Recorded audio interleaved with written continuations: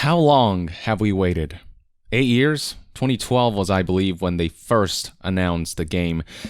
It's surreal that the game's finally here, that I've played it, that I've rolled credits on it.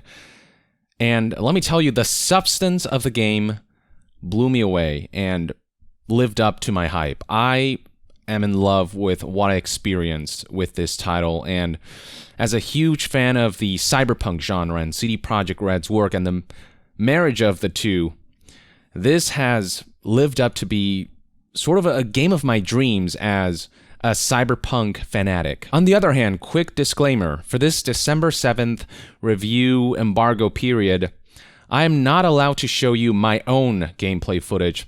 I can only use footage provided by CD Projekt Red, and it's not particularly super useful footage. It's B-roll that's cinematically shot, but isn't really fully representative of actual gameplay.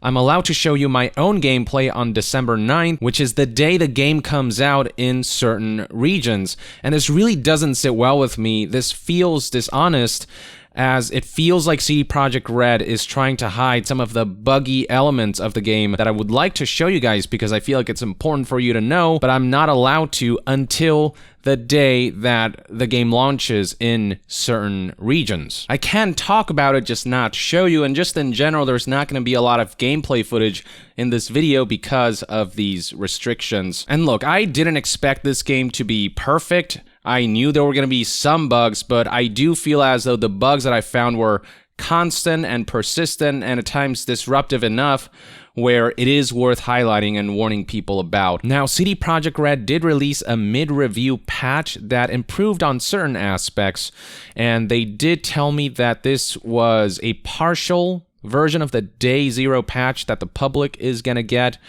but at the same time, even after the patch, some of the issues that I experienced persisted. I'm not sure how big of a difference the final version of the patch will make. We'll find out. We'll see, I suppose.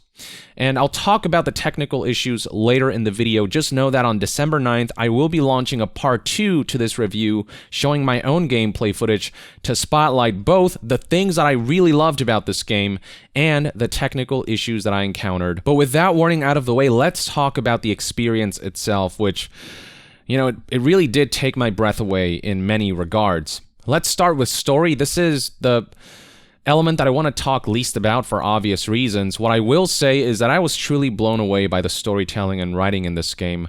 One of the key elements of the Cyberpunk tabletop RPG that the game's based off of is the idea that you're not out there as a cyberpunk or edge runner to save the world. You're out there to save yourself, to save your soul, or maybe the soul of others. This is something that CD Projekt Red clearly took to heart because Cyberpunk 2077 captures that very well with its core narrative. Don't get me wrong, there are plenty of epic moments and set pieces with really awesome heist, chase, and action sequences, but at its core, this feels like a very deeply personal story that asks questions about what it means to be alive, what it means to be human, what it means to be free in a dark future where technology allows the top 1% to play God among other conundrums. You know, in the marketing materials, we have seen a lot of the loud moments of Cyberpunk, but they've actually shown very little of the quieter, contemplative, more personal moments, and those moments are here aplenty, which I was really pleased about. One of the things that I appreciate most about this game from a narrative standpoint is that they know how to take their time with key moments and scenes.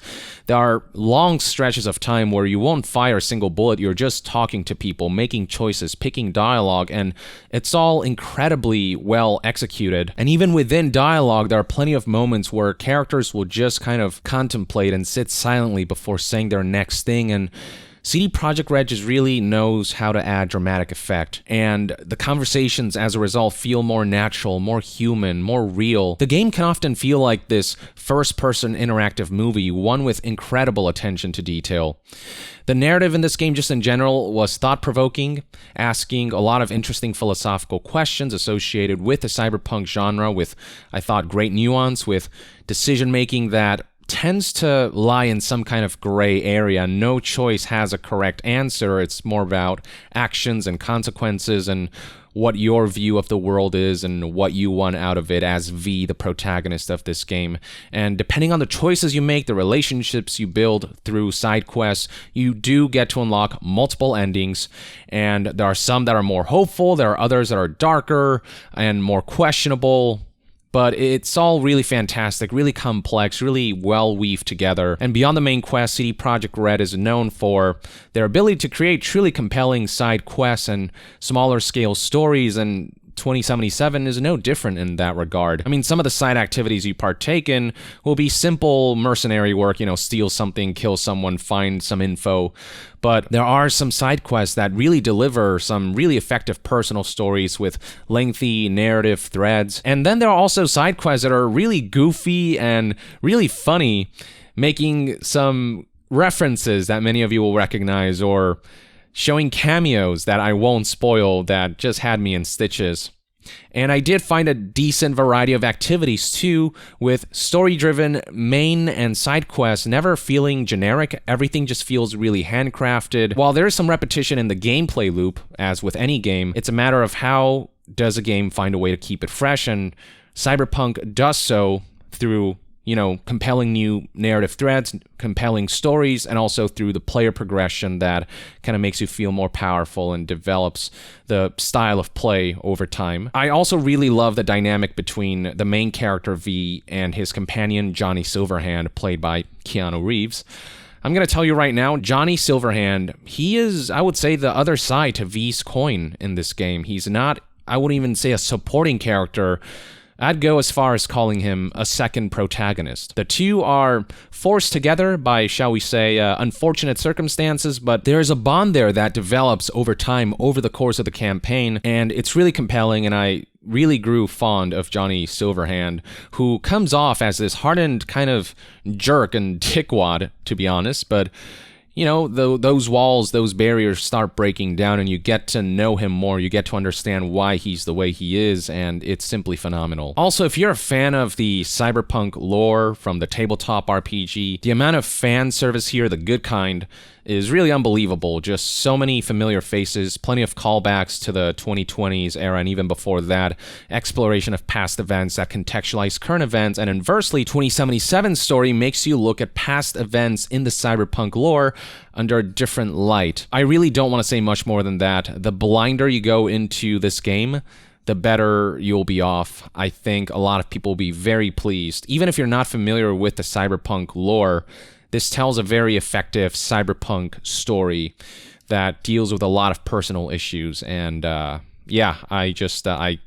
loved the main campaign. Many of you will surely wonder how long this game is. It took me about 35 hours to beat my first playthrough, though keep in mind that I did focus a lot on the main quest to get this review done on time. After you beat the game, you can go back and do side quests, so that's what I decided to do, though I did do a decent amount of side quests along the way as well.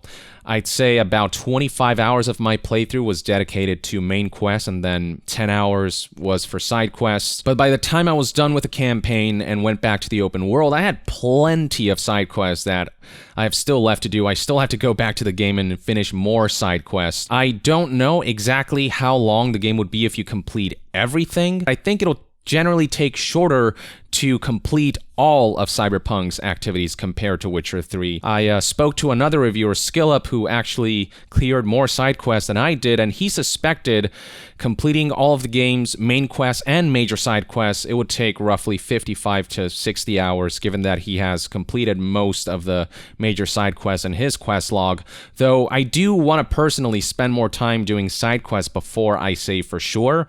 I do hope that in part 2 of my review on December 9th, I'll be able to provide maybe a more accurate assessment of my own, but the campaign is shorter than Witcher 3's. CD Projekt Red has been open about that in the past, but it's a really tight campaign with really great narrative beats, and I was satisfied with that experience, and I can't wait to dive back and just do more stuff. There's still plenty of narrative threads that I have not touched, and plenty of quests that I kind of stopped halfway, and these side quests feel very handcrafted. They feel as cinematic as the main quest. It feels like a lot of love and care was put into the side quest as much as the main quest. All of the side quests, the major side quests, have felt substantial to me. There's also another factor to consider. The game does feel very replayable.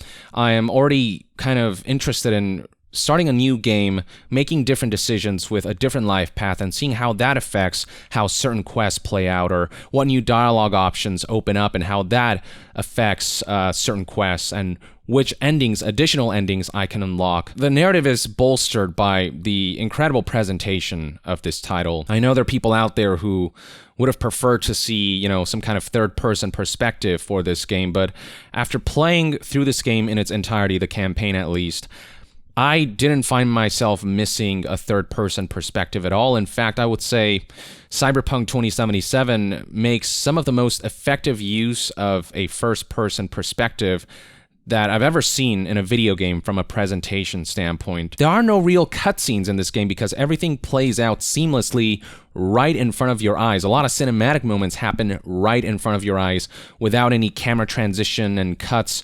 It's all kind of one shot almost. And the amount of animation work that is done is so extensive with so many nuanced details, like just seeing how characters do basic actions like sitting down on a chair. Instead of just a stock sit-down animation, they'll kind of maybe relax like that and kind of brush their eyebrow a little bit, maybe put their hand on their face like that, and then move their hands as they talk. There's just so much little nuanced details that bring these characters to life, make them seem so lifelike. And a lot of the things that they do between the lines, the little animations that play, little ticks that characters have that feel different from other NPCs, all of that stuff culminates in some of the most immersive first-person perspective conversations and intense moments and scenes and sequences that I've experienced in any video game.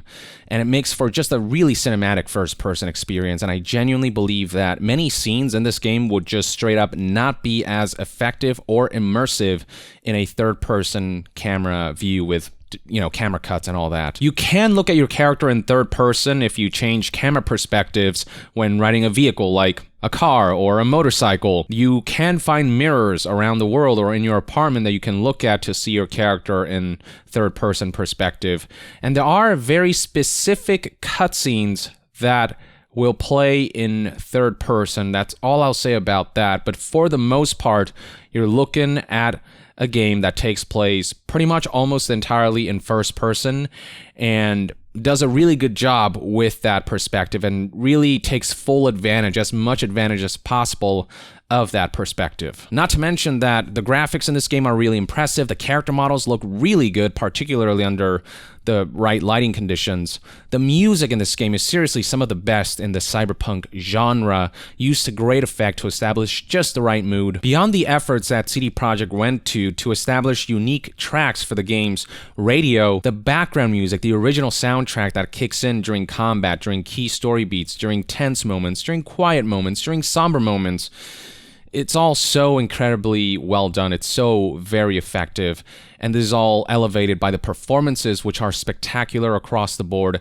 And I know we've heard a lot of the sort of edgy attitude dialogue stuff in the trailers, but there are a lot of softer, more nuanced, quieter moments that are beautifully performed. So honestly, kudos to all of the actors across the board. And going back to graphics, I did play this game on ultra settings with ray tracing turned off because I found performance to be far less consistent with that on. And the game honestly looks about as good as what was shown in the marketing material and the gameplay presentations. It's really not far off at all from the gameplay that CD Projekt Red has put out there. And it pushes the boundaries of open world graphical fidelity, which I'll get to in a bit.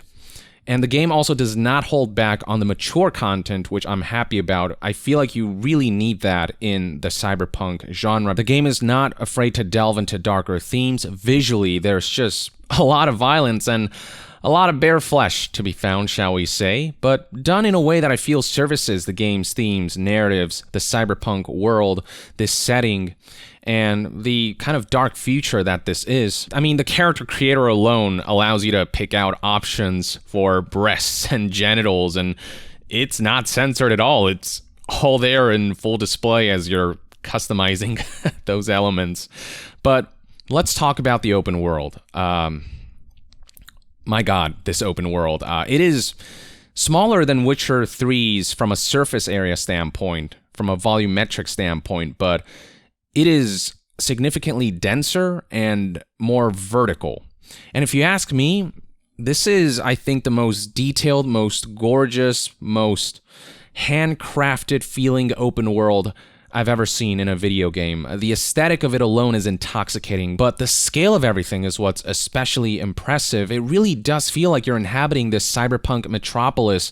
It's bustling, it feels lived in. There's so many details on every corner, and you look up and you see skyscrapers rising above you, overwhelming you, and all of these different sensory elements, from the soundscapes to the neon lights to just all of the different elements that makes up a cyberpunk world. It's all here. And interiors are equally detailed, going to clubs, going to rickety kind of shady apartment buildings, or high-class fancy places within corporate buildings. All of that is so meticulously crafted. You can just really feel the amount of research that went into it, the amount of painstaking attention to detail that was applied. And when you're outside of the city looking at it from far away, it really looks gorgeous, especially at nighttime, where it really gives off that Blade Runner vibe. And then you zoom into Night City and you look at the unique attire that people wear on the streets, the vehicle designs, the unique semi-futuristic weapons, the different gangs and the different cultures that are evoked through them. It's all incredibly meticulous and passion-filled work. Not once did I feel that any one section of the world was generically thrown together. Every corner feels handcrafted with love and care on a level that is just rare to see in a video game. Whether it's day or night, whether you're walking on foot, zooming past with vehicles you've purchased or stolen, or whether you're in the air during some of the scripted aerial vehicle sequences, it all just looks so freaking incredible. And navigating the world feels really good, you know, running around, vaulting over obstacles, and driving vehicles, all of that works perfectly fine. The one issue that I had was that with keyboard and mouse controls, I could not find the option to toggle walking. I was always running. With a controller, you can just kind of tilt the analog stick and define your speed of movement. With keyboard and mouse, though, there's usually a button to toggle that, and I could not find that toggle for the keyboard and mouse control. So I was always running around, and sometimes, you know, when I was following a character during a quest, I'd have to move and stop because they were walking, but I was like running and stopping, and that was kind of strange. So I wish they would have added that. But that aside, navigating through Night City felt like an absolute pleasure. Looking at the map of this game, it can be overwhelming just how much there is to do at any given time. You kind of get flooded with a lot of side activities from the outset. After completing the intro portion of the game, people are going to be constantly calling you to hire you for new jobs, and as your reputation improves, as your street cred increases, you'll get more and more calls from different people who have been hearing about your endeavors, and before you know it, your quest log is gonna start to look quite full. This being Cyberpunk, it is of course a dangerous world, and the rule of the land is survival of the fittest, and that's where the game's combat mechanics come in. I was actually really surprised to find that the shooting mechanics in this game feel really fantastic. Cyberpunk has always been advertised as an RPG first, so I thought shooting would feel fine, would feel adequate, but it ended up feeling much better than I expected. All of the guns really pack a punch due to a combination of great sound design combined with punchy visuals, the variety of weapons, and some of the insane designs, like, I don't know, a shotgun with 8 barrels with bullets that track and stuff like that. I mean, that all contributes to weapons that are really interesting to obtain and explore. This being an RPG, I was also worried that enemies would be really bullet spongy, but after leveling up a few times, that was not the case at all. Once you start leveling up and concentrating on the things that you want to focus on for your playstyle, I was able to off enemies relatively quickly, especially as someone who played stealthily and, you know, dealt headshots with a silent pistol.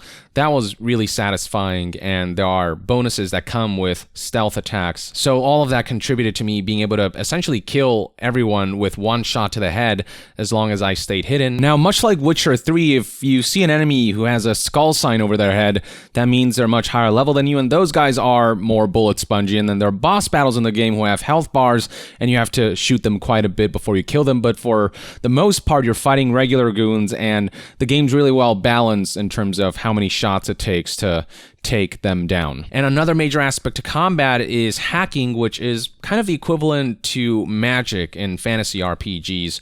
You have a certain amount of RAM that generates over time, and RAM is the resource used to execute these hacks, and you can upgrade your RAM through cybernetic implants, through skill upgrades, you name it. You'll also be upgrading how fast that RAM recovers, how many programs or spells, if you will, you can equip at any given time. My character wasn't leaning too heavily on hacking, but I did use hacking frequently enough, especially one program that I favored, which offered the ability for me to essentially blind enemy cybernetic optics, which worked wonders for my stealth build. And then another useful hacking ability was called Ping, which essentially tagged all enemies connected to a particular network, which allowed me to gauge their position and their patrol patterns. But there are other types of hacks as well, like short circuit and synapse burnout, which deal damage to machines and humans respectively. There is one program that allowed me to wipe an enemy's memory so that they would drop their aggro. You can jam their weapons, disable their cyberware, among other things.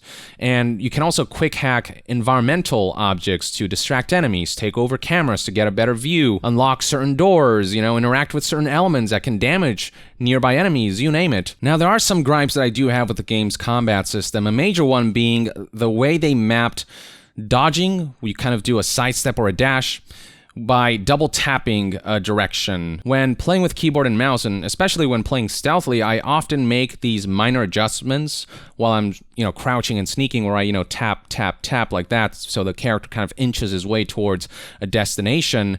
And sometimes when I did that, the game would register those taps as me wanting to dodge, and so there were a number of times where I revealed my location, where I revealed myself to enemies by accident because my character dodged instead of moving slowly as I intended.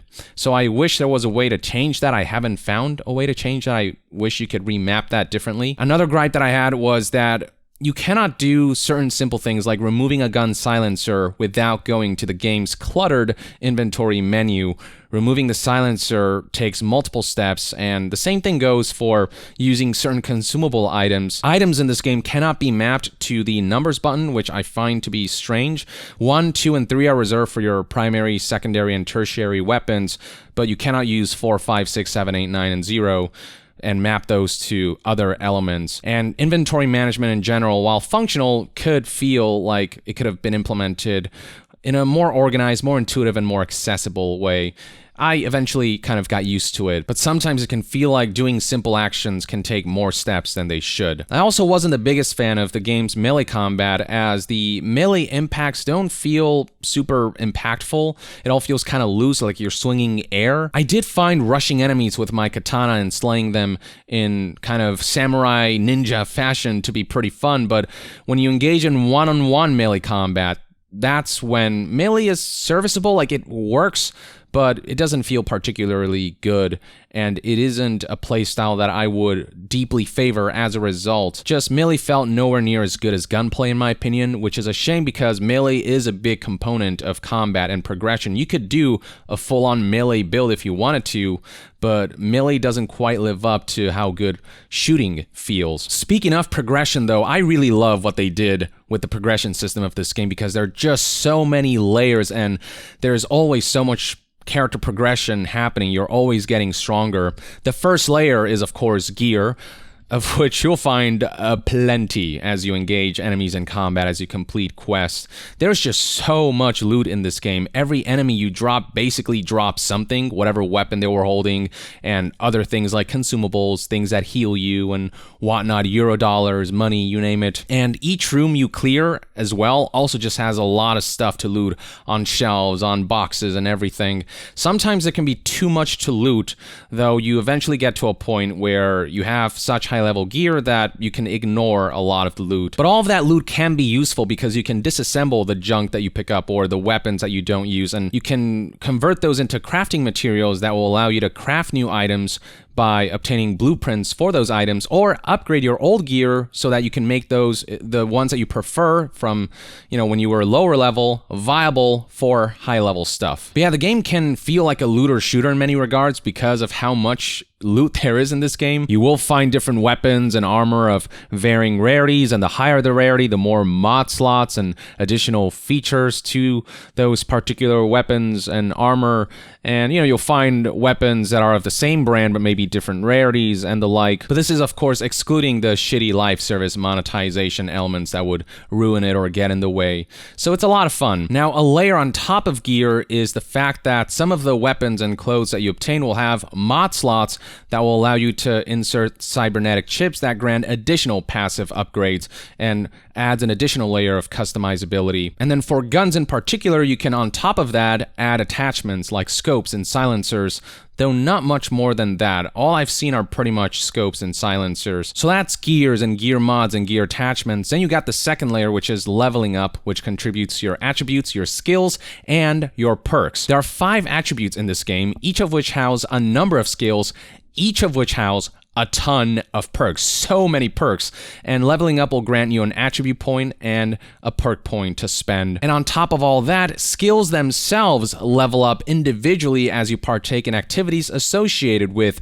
that skill, kind of like Skyrim. When you use one-handed a lot, your one-handed levels up. In Cyberpunk, if you use a lot of pistols, your handguns level up. If you use a lot of blades, your blades will level up. If you do a lot of stealth kills, your stealth will gain XP and level up. You get the idea. And leveling up skills comes with its own benefits. You gain bonuses as your skill level goes up, whether it's extra perk points or just extra damage, extra bonuses. And all of this contributes to the fact that certain actions will involve skill checks. So for example, there are certain dialogue options that will only open up if your attributes are up a certain level. And then beyond dialogue, you've got things like how if you want to lockpick certain doors, you need a certain amount of technical ability attribute. And also to disable mines, technical ability comes into play. If you have a high level in the body attribute, you can rip certain doors open, or you can steal certain cars, so on and so forth. There are plenty of skill checks to go around. So we've got gear, we've got leveling up. The third layer is cyberware, which can be obtained via Ripper Docs, these black market surgeons essentially, and those grant additional bonuses and new abilities that you can essentially slot in and out based on your playstyle and preferences. And cyberware comes with their own mod slots for even more passive upgrades and customizability. So there's just so much going on here, and compared to Witcher 3, Cyberpunk feels much more customizable when it comes to playstyle. You can go full, you know, balls to the walls, Rambo mode. You can go stealthy, you can go hacking. And I'm curious to try more playstyles as I do additional playthroughs. I had the great satisfaction of developing a stealthy build for my first playthrough. I focused on silenced pistols for the stealth element, and it was just satisfying to build my character that way and see that progression through a combination of attributes, skills, perks, and cyberware dedicated to that build. I was popping off headshots and doing a ridiculous amount of crit damage, and it was just fantastic. So the progression system of this game, the leveling system, the gear, the rewards, all of that I think CD Projekt Red absolutely nailed on the head. So you've got all of the right ingredients to make this one of the most memorable, one of the most incredible, jaw-dropping, just unforgettable open world RPG experiences. And for a nerd of the cyberpunk genre, again, this is a dream come true in many regards. But then come the bugs, which brings down the game a couple notches. If the bugs weren't there, this would just be a masterful game. It is unfortunately unpolished in the state that I play the game in. And again, we'll see what happens with a full Day Zero patch instead of the partial one that reviewers were given. So the most annoying and consistent issue that I've encountered was weapons that floated in the air after I killed enemies or after I dropped a weapon. While all of that stuff didn't break the game, it was very much immersion breaking with it happening constantly. After a major firefight, for example, after I cleared a room full of enemies, the room would be littered with floating weapons, and even when I would loot those weapons, the weapon models would stay suspended in the air, so they were kind of there permanently. Now, what's interesting is that after the mid-review patch came out, I noticed that it made no difference for my Corpo save file, which was made before that patch, but then I started a new game as a street kid, and a couple hours in, I found no weapon floating issues, so it seems as though the fact that I made a new save after the patch released fixed the issue for that playthrough, for that save file. So it is entirely possible that if you start a new game after you've implemented the Day Zero patch, you won't encounter this issue at all. Beyond that, I encountered a number of first-person animation glitches where, drawing weapons would glitch from time to time, like the gun and hand animations would not align properly. The hand would come up and then the weapon would come up like that from my shoulder and then position itself on the hand. And then there would be times when I'm hacking and jacking in with the cable on my wrist where the hand and the cable would be misaligned and so the visuals didn't quite match up. And then jacking out sometimes, I would jack out and the weapon would float out of the blue onto my hands, and just a lot of visual elements that were distracting. I encountered plenty of issues with NPCs, a good amount of occasions where I found NPCs T-posing, spazzing out, walking back and forth, floating in the air, popping in and out. Sometimes their animations would bug out while walking, so they'd hover in the air in weird positions instead of, their usual walking animation. During quests, sometimes NPCs would teleport to their next position rather than walk to it as they would normally. AI sometimes would bug out where enemies will stay in cover and do nothing. That happened from time to time as well. A number of times I encountered an issue where if an NPC is interacting with an object, sometimes a duplicate of that object will suspend itself in the air. There are plenty of cases where I found duplicate NPCs in an interior environment, especially. I'd find them a lot there, and it was very prominent and noticeable. They were standing right next to each other, not even apart at different ends of a room. They were next to each other, exact same copies of the same NPC model with the same hair color, same clothes, everything. V's character model also had some issues here and there, among them being that if I went to my apartment and looked at myself in the mirror, if I was wearing a hat, both the hat and my hair would disappear, and so I was staring at a bald version of myself instead of how I actually equipped my character. And then for the Street Kid new game that I started as a female V, and sometimes her upper body clothes will disappear and she'll just be fully naked when looking at a mirror, or that sequence where Victor Vector pops the eyeball out to implant a new cyber eye, and you kind of get to see her character in third person for a brief moment there. In that scene, while my female V was on the operating table, for some reason, her upper body was just fully naked. Audio glitches are also pretty abundant. Sometimes dialogue would straight up just not play, so there would be stretches of silence before the next dialogue plays, and I'd miss out on key important details for certain quests. Sometimes lips would not move as an NPC is talking, certain lines of dialogue where lips just remain sealed. Another audio issue was me getting phone calls in the middle of important dialogue that would lead to multiple dialogues happening at once.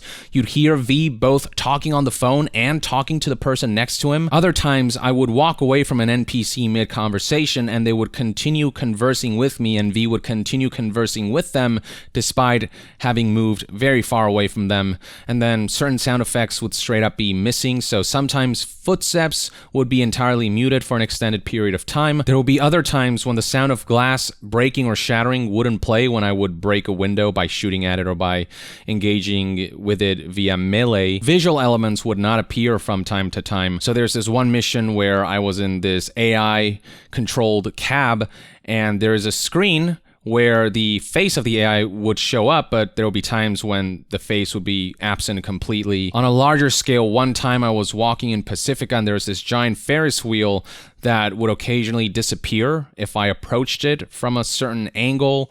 A few times, subtitles would just sort of stay on the screen that had already been spoken and would not go away. The inventory menu bugged out here and there. There'd be times when I want to compare stats of weapons, and instead of comparing to the weapon that I'm currently wielding, sometimes it would compare to a weapon that I was wielding previously instead. There'd be times when clicking on elements of the inventory menu would not work, so if I wanted to attach a silencer and wanted to see what silencers I had, sometimes clicking on the silencer tab would not work. I would have to click on something else and then click on the silencers tab for that to show up, stuff like that.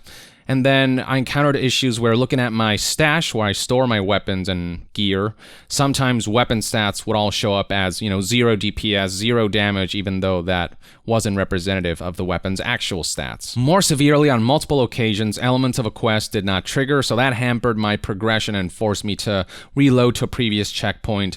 And then equally severe was the numerous times where the game just full-on crashed for me, though the game's generous autosave system meant that I never lost too much progress, but it was still annoying when that happened. The game, from a technical standpoint, it feels like death by 1,000 cuts. It was disruptive enough where I would recommend people to wait until CD Projekt Red releases a patch that people can confirm works a lot better, makes the game a whole lot more polished. Until then, I might recommend that you hold off so you have the best experience possible, because without the bugs and glitches, this is a mind-blowing experience. I also did encounter performance issues before the mid-review patch. Performance was just really bizarre. I have a 3080 on my PC with an i7-8700K, which is a 3-year-old CPU, but it was top of the line 3 years ago, and it's still pretty good and runs pretty much every other game that I've thrown at it. But before the mid-review patch, even with that 3080 and a pretty good CPU, even on low 1080p settings, the game would be able to dip below 60 FPS. But after the mid-review patch, things ran much more stably. More often than not, I was running at over 60 frames per second at 1440p resolution, and I could even turn on ray tracing, but there were also enough instabilities with ray tracing where I ultimately decided to play without it. With ray tracing on, certain areas in the game would have the frame rate dip into the 50s and 40s, so I turned it off and the game still looked gorgeous without ray tracing. However, even with the mid-review patch, there are still areas in the game that are very dense, and so my frame rate can occasionally dip into the 50s, and I don't know if that's just my CPU being an older architecture, or if it's just optimization issues and they'll be able to sort things out so that even with my current setup, it'll run at above 60 frames per second without dipping below 60 FPS. It is also worth noting that review copies did implement a Denuvo DRM just for the review units, and I understand why. If a DRM-free version of the game were to get out, that'd be pretty bad. So I'm wondering if the Denuvo DRM is affecting my performance, given that the software has been known to do that.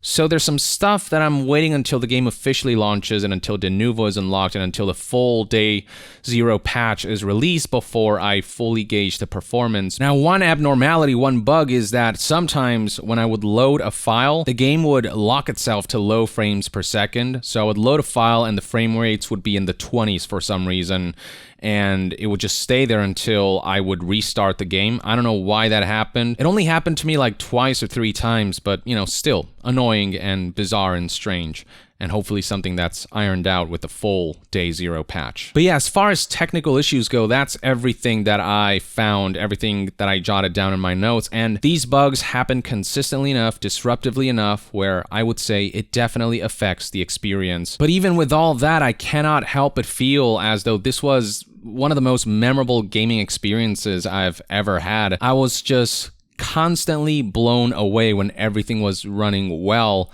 at the detail, at the story, at what was going on screen, at the world, just every facet of the game. I've never played a game quite like this. This is the Cyberpunk game. There have been other games in the Cyberpunk genre, and I think that once they get the bugs sorted out, Cyberpunk 2077 is gonna surpass all of them by a mile. It's just, it is that good when things are running well. So that, ladies and gentlemen, is part 1 of my review. I hope to be able to show you more of my gameplay in part 2 and highlight what I mean with some of these issues, but also really spotlight the incredible achievement that is this game at the end of it all. So look forward to that. In the meantime, though, if you want to support the channel directly, we got Yong Yeah Cyberpunk shirts on my merch website, yongyeah.com. Every purchase goes a long way, and it's just a good time to celebrate Cyberpunk, given the game's actually coming out. And to be further updated on all things gaming news, reviews, and discussions, stay tuned right here on Yong Yeah. I'll see you guys next time. Yong out.